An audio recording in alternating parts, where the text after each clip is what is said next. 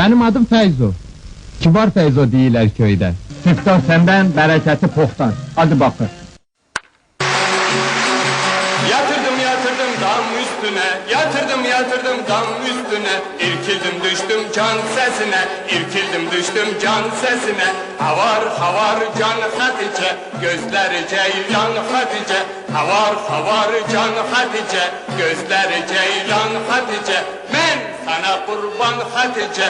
Ana karıya bak. Karpuz getir yiyeyim, aç odanı gireyim.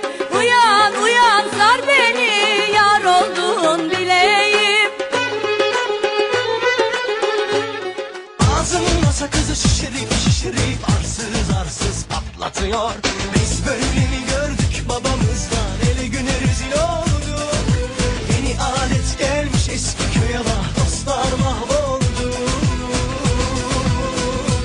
Ez berfim lelenar lelenar. Ez berfim lelenar güzel Ali.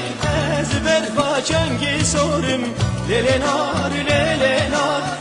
Ez berfa çengi sorum lelenar güzel Ali. Bitlis'te 5000 alem, bir gel olan beri gel. Cilvelenme şırpıntı.